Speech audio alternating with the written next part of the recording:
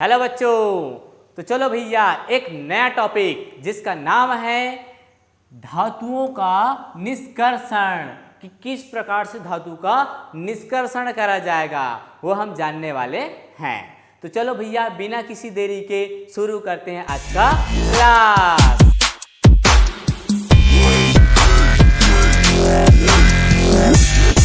तो हाँ भाई, अब तक हमने खनन द्वारा अयस्क का सांद्रण मतलब खनन द्वारा धातु को खन के ला लिए, कोड़ के ला लिए। ठीक है भाई, हाँ सर कोड़ के तो ला डले, अब का करबो।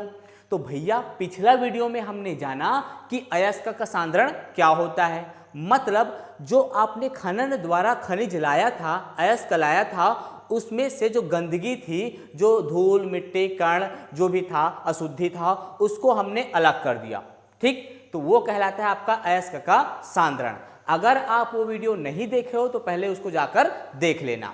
उसके बाद प्यारे बच्चों, धातु को प्राप्त करने की जो हमारी नेक्स्ट विधि होगी, अब भाई अयस्क का सांद्रण तो हो गया, लेकिन उसके बाद मैंने आपको क्या बताया था, जो हमारा अगला प्रोसीजर होगा वो होगा धातुओं का निष्कर्षण। ठीक, तो ये धातु का निष्कर्षण क्या है वो हम इस वीडियो में जानने वाले। ठीक है बच्चों, तो हाँ सर इतना तो समझ में आ गया कि हमने अयस्क के सांद्रण में गुरुत्व पृथक्करण विधि द्वारा, चुंबकत्व पृथक्करण विधि द्वारा और झाग उत्प्लावन विधि द्वारा हमने अयस्क का सांद्रण कर लिया। लेकिन क्या वो जो धातु था वो पूरी तरीके से प्योर फॉर्म में आपको मिल गई क्या? नहीं, उनमें अभी भी कुछ अशुद्धियाँ हैं, कुछ इम्प्यूरिटी है। उस चीज़ को हम धातु के निष्कर्षण में अलग करेंगे। ठीक, अब ये धातु का जो निष्कर्षण होता है प्यारे बच्चों, वो दो प्रकार से कर सकते हो। क्यों दो प्रकार से करेंगे सर? क्योंकि जो धातुएं होती है वो अलग अलग प्रकार की गुण रखते हैं। कैसे अलग अलग? जो भी अयस्क होगा वो अयस्क की प्रकृति और धातु की प्रकृति के हिसाब से हम धातुओं के निष्कर्षण को दो भाग में बांटेंगे। क्यों? क्योंकि जो धातुएं होती है वो कुछ इस प्रकार होती है, आप देख सकते हो सक्रियता श्रेणी से संबंधित धातुकर्ण। मतलब बच्चों जो धातुएं होती है, कुछ धातुएं ज़्यादा रिएक्टिव होती है, ज़्यादा सक्रिय होती है, और कुछ धातुएं कम सक्रिय होती है। अब देखो जो ज़्यादा सक्रिय धातुएं हैं वो जाहिर सी बात है आसानी से तो अलग होगा नहीं। ठीक है, जैसे कि सोडियम है, पोटेशियम है, कैल्शियम है, मैग्नीशियम है, इन सब के जो ऑक्साइड होते हैं, इन सब के ऑक्साइड मतलब सोडियम ऑक्साइड, पोटेशियम ऑक्साइड, ठीक है, तो ये सब होते हैं ना बच्चों, ये बहुत ज़्यादा प्यार करने वाले हैं। ये इनको छोड़ना ही नहीं चाहता, एक दूसरे को छोड़ना नहीं चाहते। सोडियम ऑक्सीजन को छोड़ना नहीं चाहता है। ठीक है, और ये असल में मैं गलत लिख दिया, एक सेकेंड, Na2 आएगा। ठीक है, क्योंकि इसकी संयोजकता एक होती है, Na2O, उसी प्रकार से K2O। तो ये एक दूसरे को छोड़ना नहीं चाहते, इतनी इनके बीच बॉन्डिंग बन जाती है। ठीक है, तो भैया ये जो आपके धातु है ना, वो ज़्यादा सक्रिय होते हैं। उसी प्रकार से नीचे वाले कम सक्रिय होते हैं, इनके बीच ज़्यादा अच्छे से बॉन्डिंग नहीं होती, तो इनके जो सल्फाइड हैं, ऑक्साइड हैं, कार्बोनेट हैं, इनके अयस्क वो आसानी से गर्म करने पे अलग हो जाते हैं। पिघलने पे थोड़ा सा टेम्परेचर दो तो इनके बीच अच्छी बॉन्डिंग नहीं होती, तो ये टूट जाते हैं। लेकिन ये बहुत मजबूत होते हैं, आसानी से नहीं टूटता। तो ये आपके सक्रियता के क्रम में इसको दो भाग में बांटा गया है, जो कि अधिक सक्रिय वाले धातु को अलग प्रकार से, मतलब अधिक सक्रिय वाले अयस्क को अलग प्रकार से निष्कर्षण करेंगे, और जिनकी सक्रियता मध्यम है वह कम सक्रिय है, ऐसे धातुओं का निष्कर्षण अलग करेंगे। ठीक है भाई, तो ज़्यादा सक्रिय वाले को इधर, कम सक्रिय वाले को इधर। ठीक, क्यों ऐसा करते हैं, इसके पीछे क्या कारण है, अभी आपको पता चल जाएगा। ठीक है, तो देखो भैया अधिक सक्रिय के अंतर्गत क्या करना है। तो प्यारे बच्चों, जो अधिक सक्रिय के अंतर्गत विद्युत अपघटनी विधि आती है। विद्युत अपघटनी विधि मतलब इन प्यार करने वालों को अगर अलग करना है आपको, मतलब sodium oxide, Na2O, potassium oxide, इन सबको अगर ऑक्सीजन और सोडियम को अलग करना है तो वो तो न ही गर्म करने पे मार रहा है, न ही उसको टेम्परेचर गला दो पिघला दो, कोई मान ही नहीं रहा है वो। तब क्या करेंगे, उस स्थिति में उसको करंट देंगे, झटका देंगे, बिजली का झटका अच्छे प्यार करने वाले को जुदा कर देगा। ठीक है, जैसे कि अगर किसी को अलग करना है, वो किसी से प्यार कर रहा है, तो उसको करंट दो, झटका दो तो पागल हो जाता है। दिलवाले पिक्चर में अजय देवगन हो जाता है कि नहीं? सेम उसी प्रकार से वो करंट का झटका खाकर बेचारा पागल हो जाता है। तो इनको भी अगर अलग करना है तो करंट का झटका देना पड़ेगा, विद्युत देना पड़ेगा। अपघटन यानी टूटना, अगर मैं विद्युत दूंगा तो उनके बीच जो बॉन्डिंग है वो टूट जाएगा। तो जो ज़्यादा सक्रिय है, जो ज़्यादा ही एकदम ज़्यादा रिएक्टिव है, ऐसे तत्वों को अलग करने के लिए आपको करंट देना पड़ेगा, जो कि विद्युत अपघटनी विधि कहलाती है। और जो मध्यम व कम सक्रिय है, ठीक है, ये टाइम पास लोग हैं, टाइम पास कर रहे हैं, तो उनको थोड़ा सा भी लालच दोगे, अरे भाई पैसा रख और चल निकलते बन, तो वो थोड़ा सा टेम्परेचर देंगे तो ये अलग हो जाएगा जी। इसको किस विधि से अलग करना है? अपचयन विधि, ये अपचयन कहलाता है। ओके, इतना बात समझ में आ गया? हाँ सर। तो धातु के निष्कर्षण में बेसिकली दो टाइप्स, अधिक सक्रिय वाले धातु को अलग, मध्यम व कम सक्रिय वाले को अलग। अधिक सक्रिय वाले के अंतर्गत विद्युत अपघटन विधि पढ़ेंगे और मध्यम व कम सक्रिय के अंतर्गत हम पढ़ने वाले अपचयन विधि। तो सबसे पहले जानते हैं बच्चों, इसको पहले जान लेते हैं मध्यम व कम सक्रिय को। ओके, तो देखो भैया लोग, यहां पर मध्यम व कम सक्रिय के अंतर्गत आएगा अपचयन विधि, ये तो आपने अभी अभी बताया आपको। लेकिन अपचयन विधि के भी टाइप्स हैं, इसीलिए बोलता हूं कि बहुत माथा पच्ची है यार, बुक को अगर खोलोगे ना तो वैसे समझ में नहीं आएगा। ठीक है, तो मैंने बताओ इतना मेहनत करके आपके लिए इतना सुंदर सा खाना परोसा है, बस आपको खाना है और वो भी कॉन्सेंट्रेट होके खाना है, तब जाके पचेगा, हजम होगा, नहीं तो अनपचन हो जाएगा। तो ध्यान से सुनिए, मैं कहाँ से इसकी वंशावली निकाला हूँ, यहाँ से। धातु का निष्कर्षण दो टाइप्स, इसमें से अपचयन विधि, और अपचयन विधि का भी अगला दो भाग में बटेगा। क्यों? क्योंकि फिर से बोल रहा हूँ, क्योंकि जो अयस्क होगा प्यारे बच्चों, अलग अलग प्रकार के, अलग अलग प्रकृति के हैं। तो जो जैसा, जैसे को तैसा बोलते हैं ना, जो जैसा मान रहा है उसको वैसे ही मनाना पड़ेगा। ठीक है, अगर प्यार से मार रहा है तो प्यार से, नहीं तो डंडे से। ओके, तो यहाँ पर जो धातुओं के सल्फाइड व कार्बोनेट अयस्क का ऑक्साइड में परिवर्तन, मतलब अपचयन विधि। पहली बात सुन लो, अपचयन विधि क्या होगा। ठीक है, अपचयन माने क्या होता है? यदि किसी तत्व से, यदि कोई तत्व है वो इलेक्ट्रॉन ग्रहण करता है, तो इलेक्ट्रॉन ग्रहण करता है वो क्या कहलाता है? आपका अपचयन।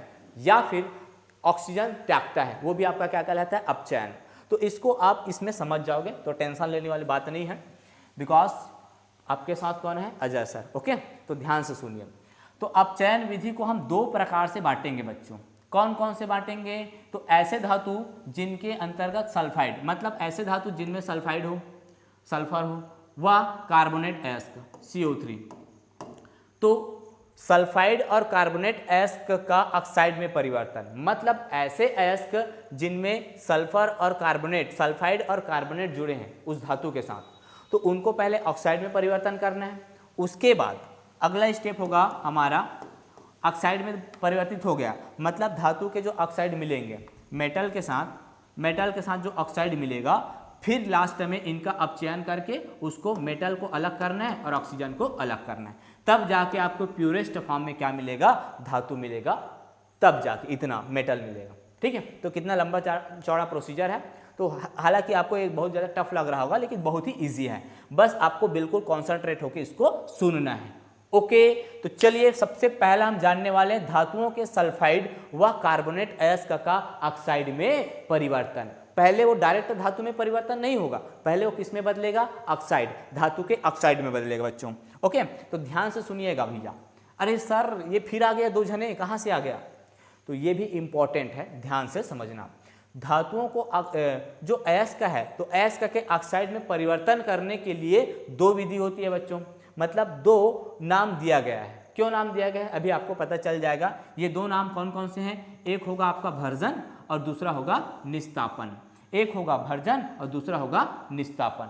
उसी प्रकार से धातुओं के ऑक्साइड का धातुओं में परिवर्तन इसमें भी है कुछ प्रकार। ये देखो, इसके भी दो टाइप्स हैं, कार्बन अपचयन विधि और रासायनिक अपचयन विधि।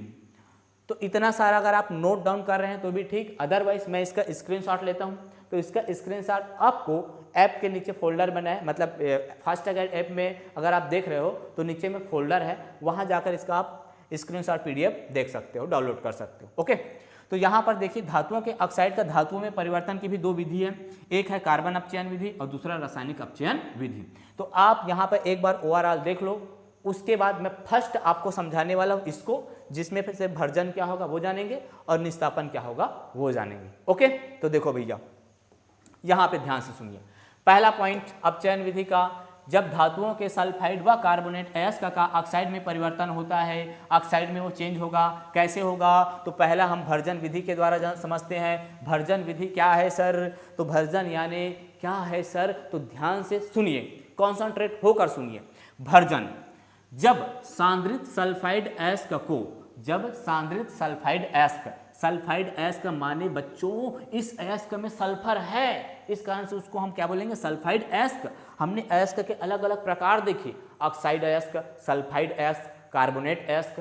तो आप पहले तो ये पढ़ चुके हो, नहीं पढ़े हो तो पहले जाकर वो देख लेना वीडियो। ओके, तो सांद्रित सल्फाइड अयस्क को जब हम वायु या ऑक्सीजन की उपस्थिति में, अब वायु बोलो या ऑक्सीजन बोलो, बिकॉज वायु में ही क्या है गुरुजी? वायु में ही ऑक्सीजन है प्यारे बच्चों।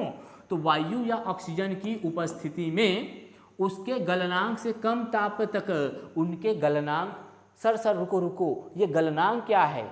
तो प्यारे बच्चों कोई भी जो चीज जिस ताप पर पिघलता है, जिस ताप पर गलता है, वो उसका क्या कहलाता है? गलनांक कहलाता है।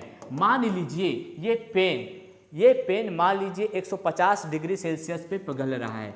मान लीजिए ये पेन 150 डिग्री सेल्सियस पे पिघल रहा है, इसका मतलब इस पेन का गलनांक क्या हो जाएगा? 150 डिग्री सेल्सियस। आई होप आपको समझ में आ गया होगा। ओके, आगे बढ़ते हैं। तो सांद्रित सल्फाइड अयस्क को जब वायु या ऑक्सीजन की उपस्थिति में प्रेजेंट में, मतलब ऑक्सीजन चुपचाप इसे खड़े रही, सामने में देखत रही और रही, तब ठीक है, तो ऑक्सीजन की उपस्थिति में उसके गलनांक से, मतलब जिस टेम्परेचर पे वो पिघलता है उस टेम्परेचर से कम, ओके, तो उसके गलनांक से कम तापक्रम तक गर्म किया जाता है। तो यह प्रक्रिया क्या कहलाती है बच्चों? तब यह प्रक्रिया कहलाती है सर भर्जन। तब यह प्रक्रिया क्या कहलाती है? भर्जन।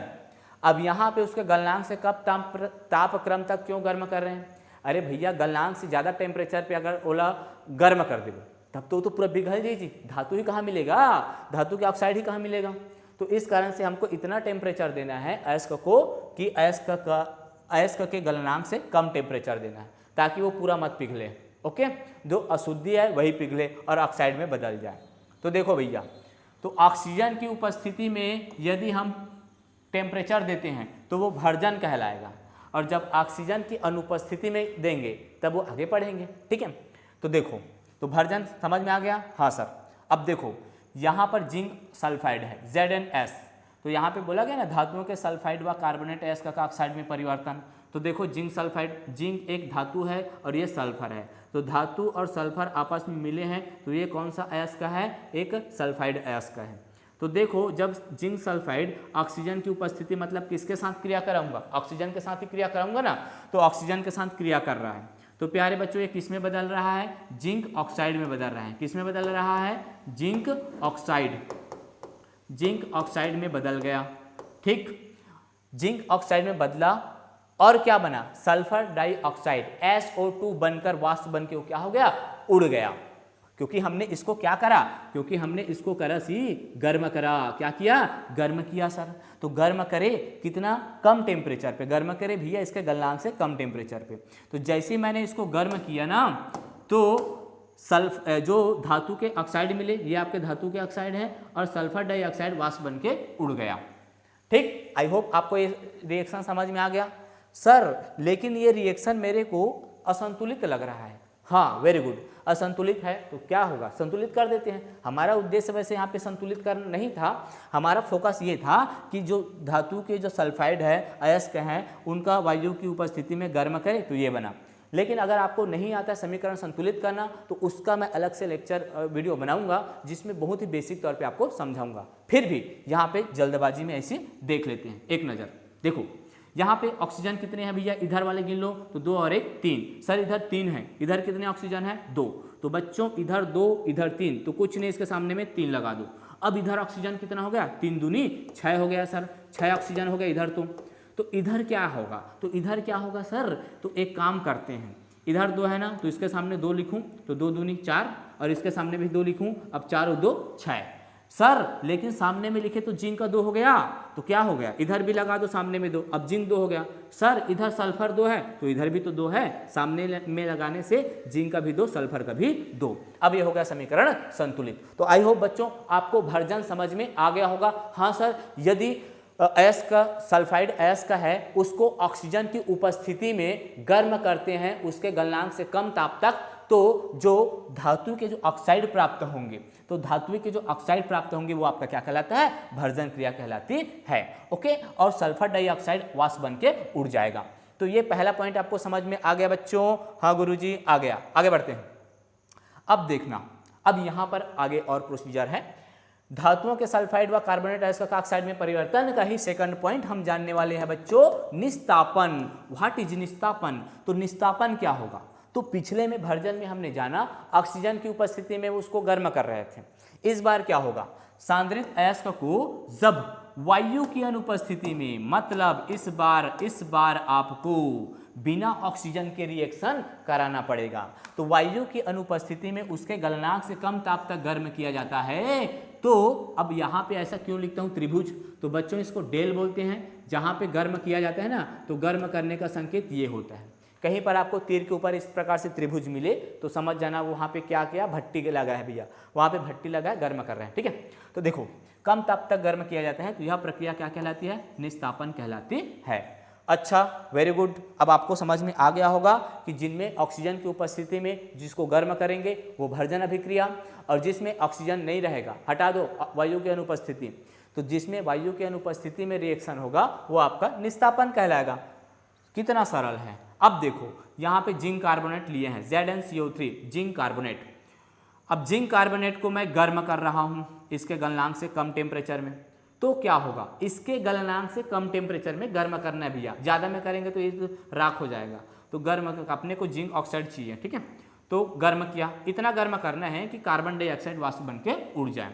तो देखो आपको धातु के ऑक्साइड मिला कि नहीं मिला? हाँ सर मिल गया। ये क्या है, जिंक ऑक्साइड, तो हमको मिल गया यहाँ पर जिंक ऑक्साइड। ओके, और क्या मिला, carbon dioxide, carbon dioxide. Okay ठीक है, चलो कार्बन डाइऑक्साइड तो सबको नाम पता है वैसे भी, तो लिखने की भी जरूरत नहीं। तो यहाँ पर जिंक कार्बोनेट को इसके गलनांक से कम टेम्परेचर पे गर्म करे, किसकी अनुपस्थिति में, वायु, मतलब इसमें वायु से लेना देना नहीं है।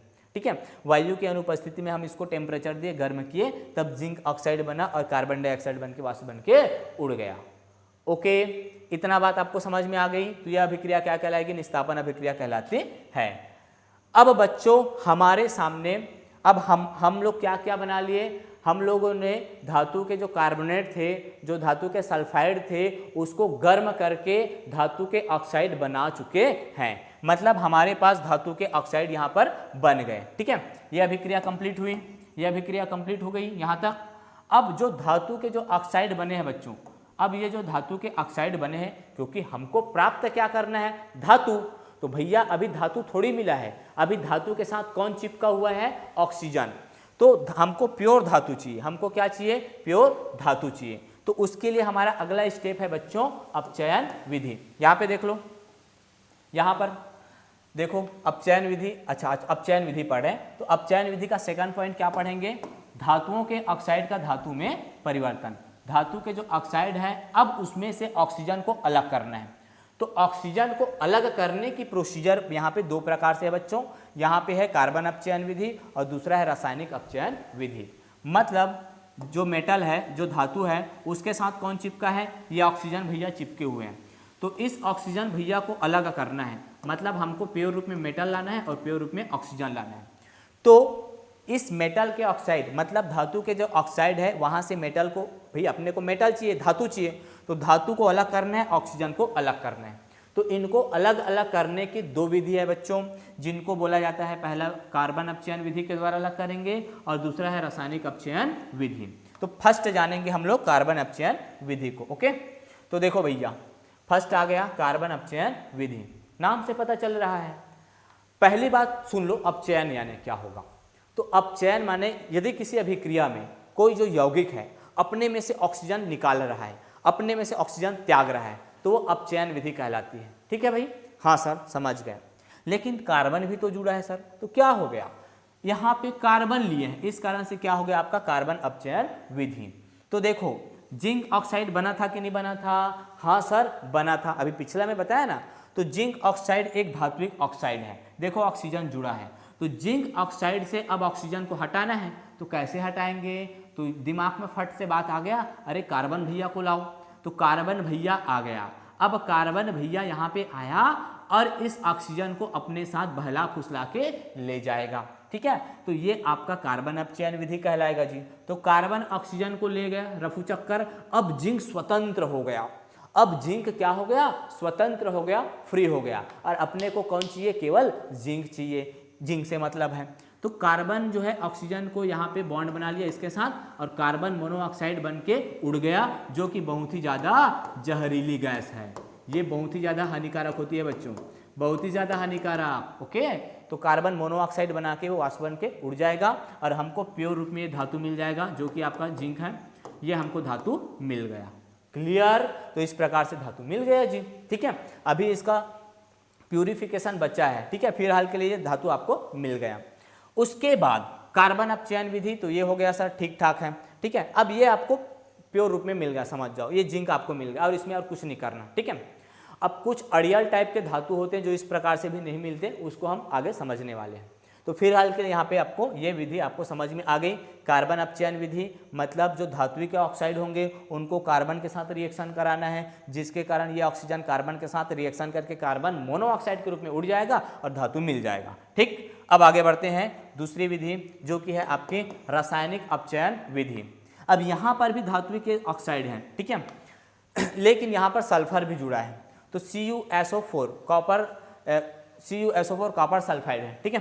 तो इस कॉपर सल्फाइड का रिएक्शन किसके साथ करा रहे हैं? मेटल के साथ, ठीक है। किसके साथ करा रहे हैं? मेटल के साथ, ठीक है। अपने को क्या चाहिए पता है? अपने को ये वाला कॉपर चाहिए, ये वाला कॉपर चाहिए। तब क्या करेंगे? तब ये रासायनिक अपचयन विधि के अंतर्गत आता है, जिसमें से अब इस कॉपर को हटाना है, मतलब अपने को प्राप्त करना है। तो यहाँ पे फेरस आएगा। कौन आएगा? फेरस। ये क्या है आपका? लोहा, ठीक है, लोहा। और ये मेरे को कॉपर चाहिए, तब क्या करूँगा? तब मैं क्या करूँगा? इन दोनों का रिएक्शन करूँगा। तो आपने सक्रियता श्रेणी में आपने देखा भी होगा, कौन ऊपर में होता है?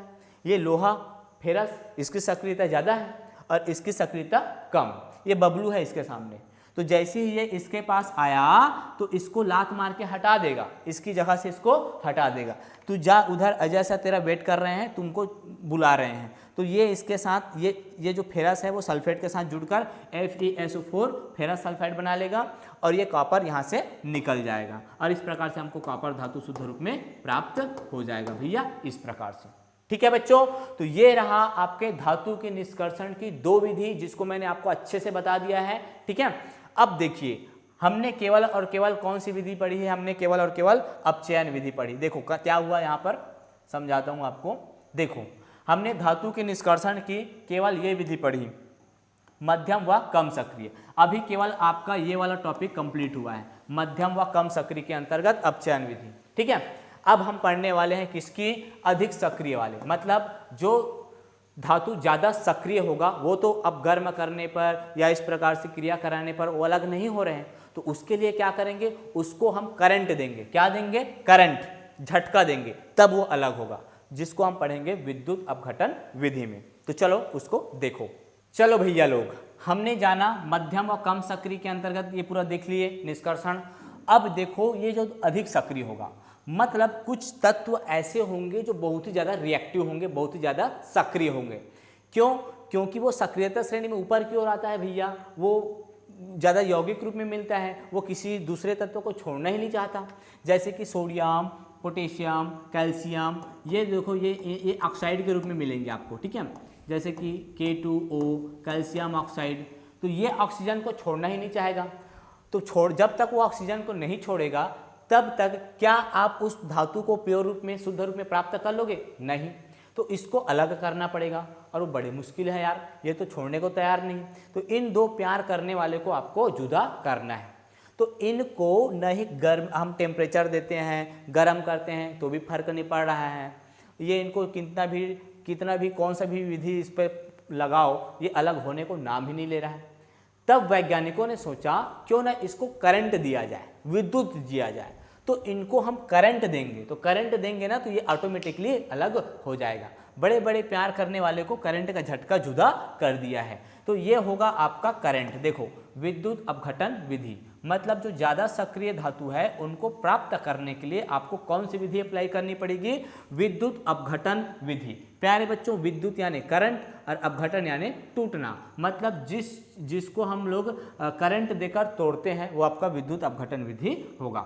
इस विधि में हम लोग ज़्यादा सक्रिय धातु को ही निष्कर्षण करेंगे उसको प्राप्त करने के लिए। क्यों भैया? क्योंकि ये अलग होने को तैयार नहीं है। इसके लिए आपको एक कंटेनर लेना पड़ेगा इस प्रकार से, उसमें आपको इलेक्ट्रोड लगाना पड़ेगा। 2 इलेक्ट्रोड लगा देते हैं धातु का, ठीक है भाई।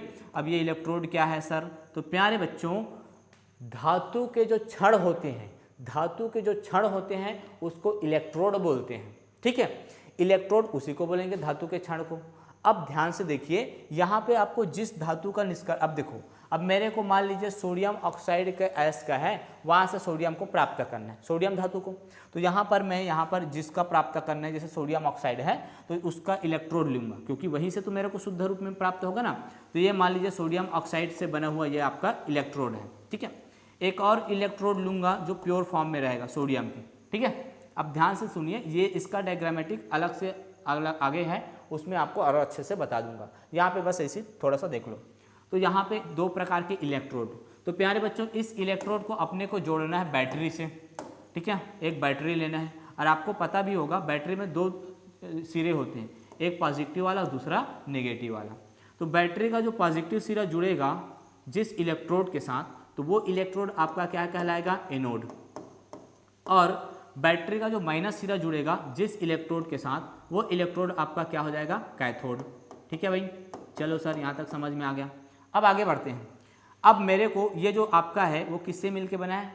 आपका सोडियम वाला है इलेक्ट्रोड, एनोड, ठीक है। और ये आपका प्योरेस्ट फॉर्म है, मतलब सोडियम का ही छोटी सी मात्रा लिए हैं। अब इसमें विलयन भरना है, विलयन। अब वो विलयन क्या होगा? साल्ट क्या होगा? टाटा नमक होगा क्या? नहीं, हम लोग यहाँ पे नमक लेंगे, सोडियम का ही बना होना चाहिए, मतलब NaCl लेंगे, ठीक है। हाँ, NaCl ही लेंगे, ठीक है, राइट। नमक NaCl, मतलब जिस धातु को आपको प्राप्त करना है उसी धातु का यहाँ पे क्या होगा? विलयन, मतलब जिसका ये आपका एनोड बना है, ठीक है। अब देखो यहाँ से मेरे को, अब देखो धातु का निष्कर्षण करना है जी, धातु को प्राप्त करना है, ऑक्सीजन को अलग करना है। तो देखो यहाँ पे क्या होगा? यहाँ पर जो यहाँ पे जो ये सोडियम का बना है कि नहीं बना है? हाँ बना है सर। तो सोडियम यहाँ से इलेक्ट्रॉन लूज करेगा। क्यों लूज करेगा इलेक्ट्रॉन को? क्योंकि सोडियम के अंदर प्रवृत्ति होती है इलेक्ट्रॉन त्यागने की।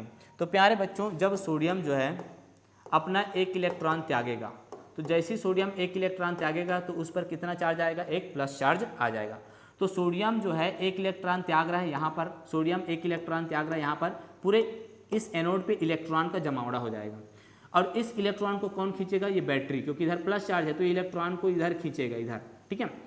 और ये जो सोडियम प्लस चार्ज का क्या हुआ? तो सोडियम प्लस चार्ज इधर नीचे जो विलयन है उसमें कूद जाएगा, Na पॉजिटिव, क्योंकि विलयन खुद क्या है? Na पॉजिटिव और Cl नेगेटिव है, ठीक है। मतलब विलयन में Na पॉजिटिव चार्ज की मात्रा बढ़ती जाएगी, विलयन में सोडियम पॉजिटिव चार्ज की मात्रा बढ़ती जाएगी, क्योंकि यहाँ से सोडियम इलेक्ट्रॉन त्याग कर विलयन में कूदते जाएंगे। उसके बाद ये जो इलेक्ट्रॉन है बच्चों, यहाँ से होते हुए यहाँ इस कैथोड पे चला जाएगा, इलेक्ट्रॉन इस कैथोड पे जाएगा। उसके बाद क्या होगा पता है?